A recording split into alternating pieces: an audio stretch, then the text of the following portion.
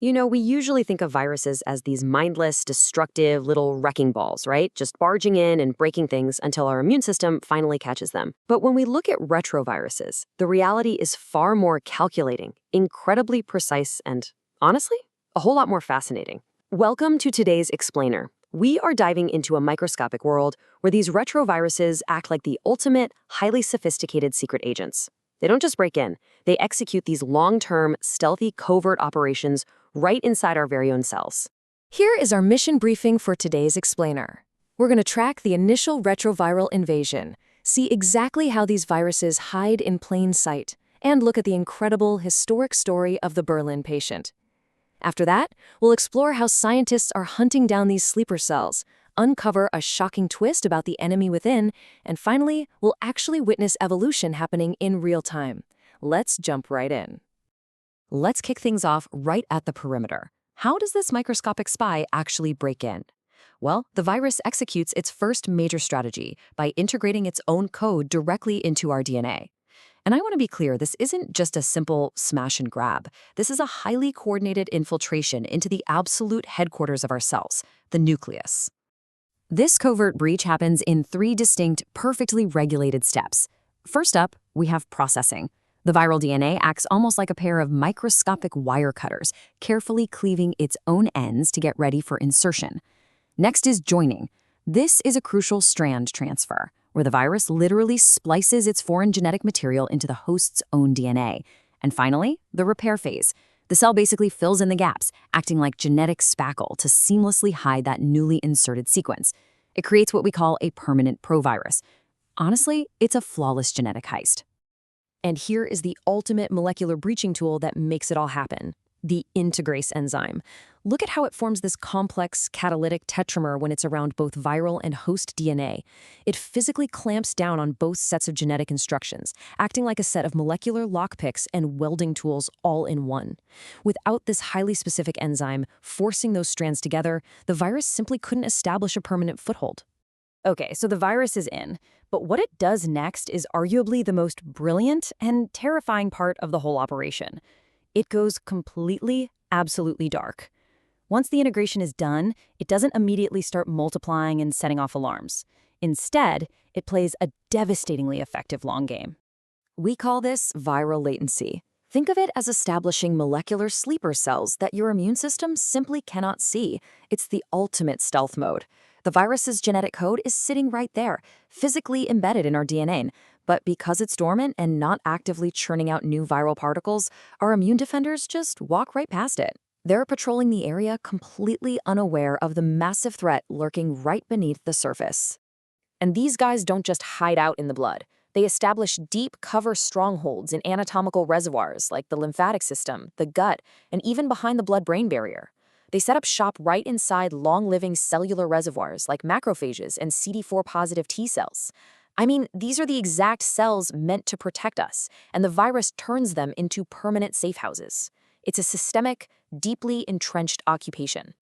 So how do they stay completely invisible at the molecular level? Well, think of your DNA like a massive, bustling library. When our DNA is loosely packed, a state called euchromatin, driven by acetylation, genes are open and active. It's like an open book your cells can read. But the virus actively manipulates this. It uses a process called methylation to tightly coil the DNA into heterochromatin. Basically, it snaps the book shut and locks it inside a dense molecular safe. It builds a bunker around itself, locking the door from the inside to ensure total silence. For decades, this latency seemed absolutely impossible to defeat. It felt like a checkmate. But it turns out, nature had already engineered a loophole, a rare genetic variation that completely changed the course of medical history and proved that actually humanity does have a defense mechanism. Tracing this timeline is just incredible. It builds from a fundamental genetic discovery in 1996, when we realized HIV uses a specific cellular doorway, a co-receptor called CCR5, to enter the cell.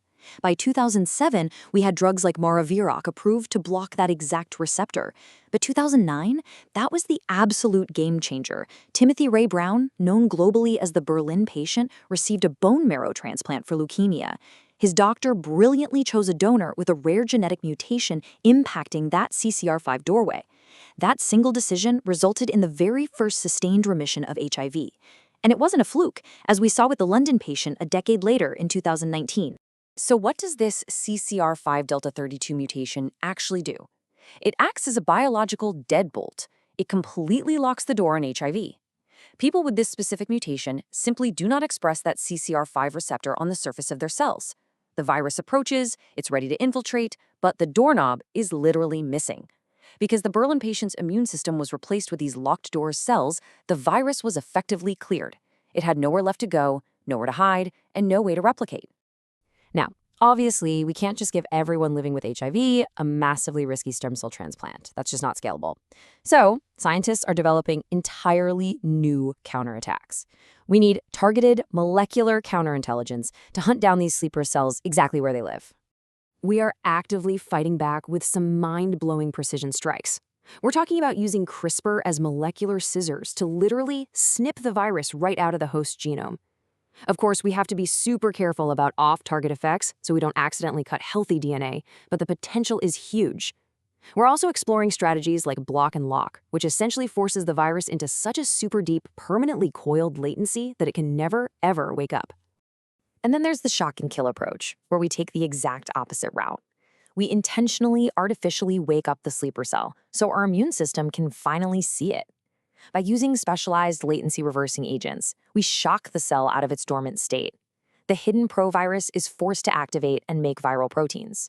Suddenly, its stealth camouflage drops, and once it's exposed, the immune system, backed by modern antiretroviral therapy, can recognize the infected cell and destroy it, permanently clearing that specific reservoir.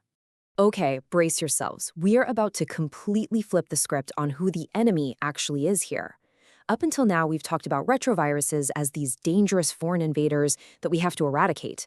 But if we look a little deeper into our own genetic blueprints, we find a genuinely shocking plot twist. It starts with Nobel laureate Barbara McClintock. She discovered transposable elements, fundamentally changing biology by showing us that our genetic code isn't static at all. It's actually full of mobile jumping pieces.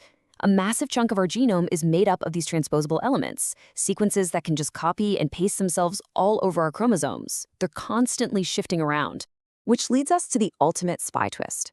What if some of these viral double agents actually helped build the agency itself? When scientists mapped the human genome, they found that a massive 8% of our DNA is made up of retroelements. They look exactly like ancient, defective retroviruses that infected our ancestors millions of years ago, integrated into their germline, and just got passed down through countless generations. And in a mind-blowing twist of evolution, those ancient retroviruses became permanently integrated and provided a repurposed gene called syncytin. This is the gene that is literally the reason mammals can grow a placenta. Millions of years ago, a virus infected an early mammal. Over time, that viral gene, which originally helped the virus fuse with host cells to infect them, got repurposed by our bodies. It became the essential protein for fusing cells together to form the placenta. Without that ancient viral infection, human beings simply would not exist. No way. Now, you might be thinking, sure, that's fascinating, but that was millions of years ago. You'd think this endogenization process is strictly ancient history. But we don't just have to look at fossilized DNA to understand it. We are actually watching it unfold today. Just look at koalas. Right now, we are witnessing evolution in real time. They are battling a devastating epidemic from the koala retrovirus, or CoRV. It's actively sweeping through the population, causing immune suppression and cancers. But crucially, in some koalas, the virus has successfully integrated into their sperm and egg cells. That means those koalas are passing the virus down not as a contagious infection, but as a permanent inherited part of the next generation's genome. We are literally watching an external virus become a permanent internal virus, mirroring exactly what happened to humans millions of years ago. So, I'm going to leave you with this provocative thought to ponder. When you look in the mirror tomorrow morning, are you seeing a purely human organism? Or are you actually looking at a highly evolved, brilliantly repurposed viral safe house? We spend so much time and energy fighting viruses, yet fundamentally, we are built from them. The line between host and pathogen, between us and them, is just so beautifully blurred. Thanks so much for joining me on this explainer. Keep asking questions and definitely keep exploring the incredible, complex world inside you.